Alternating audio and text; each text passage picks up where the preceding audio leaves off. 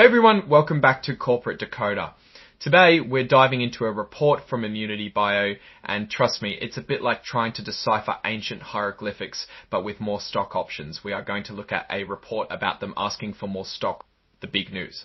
ImmunityBio just held its annual meeting where shareholders voted on some key proposals, including a new plan to give out company stock called the 2025 Equity Incentive Plan.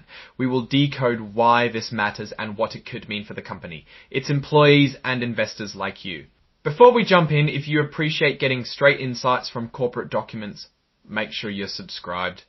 We also have a Discord community linked in the description below where you can discuss ImmunityBio and other companies with fellow investors. First up, let's talk about this new 2025 Equity Incentive Plan, or the 2025 Plan. Basically, it's a way for ImmunityBio to reward its employees, officers, directors, and other service providers with company stock. Think of it as giving them a piece of the pie, hoping they'll work harder to make the whole pie bigger. This plan was approved by the board of directors, also called the board, but it needed the final thumbs up from the stockholders at the recent annual meeting. Stockholders means the people who own the stock. And guess what? They approved it on June 18, 2025, after which the plan went live.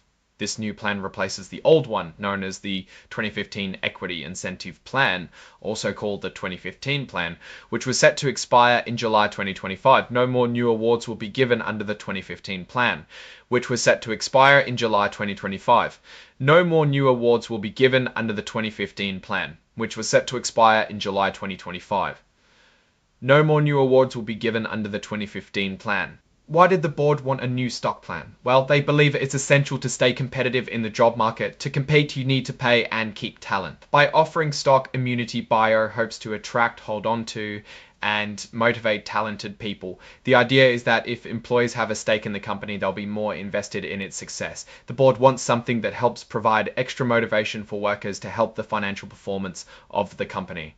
So how many shares are we talking about? Under the 2025 plan, ImmunityBio has reserved the right to issue over 46 million shares of common stock. Plus, there's another potential pool of over 32 million shares that could become available. This second pool comes from shares that were previously set aside under the old 2015 plan but weren't fully used because the stock options were not fully taken advantage of.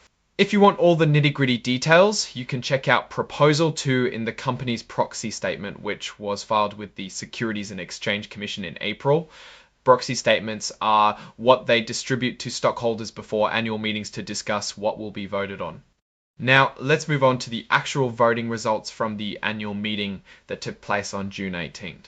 Out of about 882 million shares of ImmunityBio's common stock outstanding, over 785 million shares were represented at the meeting either in person or by proxy. That's a solid turnout, showing around 89% of the stock was paying attention. First up was the election of 8 directors.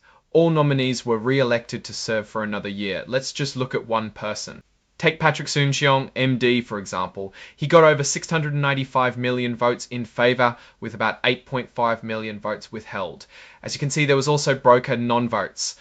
What that is that brokers, so companies like Robinhood or other companies, can only vote on some of your shares based on instructions that you, the beneficial owner, has.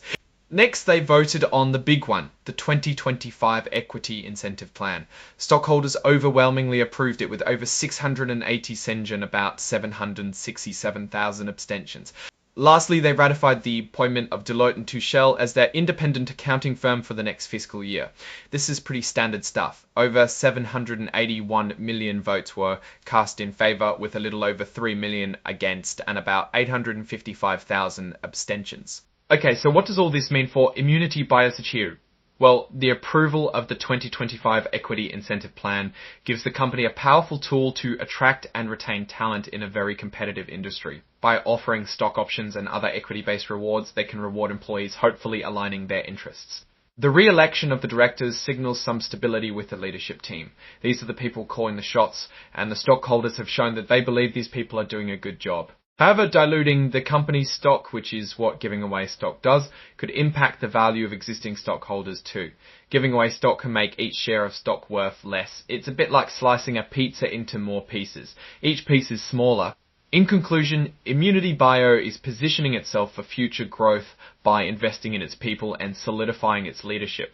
But as always, there are potential risks to keep an eye on. Alright, that's our breakdown of ImmunityBio's latest filing. What's your take on these moves and what they signal for the company's future? Drop your thoughts in the comments. If this analysis was valuable, hitting that like button really helps, and subscribe for more deep dives. Don't forget to check out the Discord in the description. Thanks for watching. See you next time.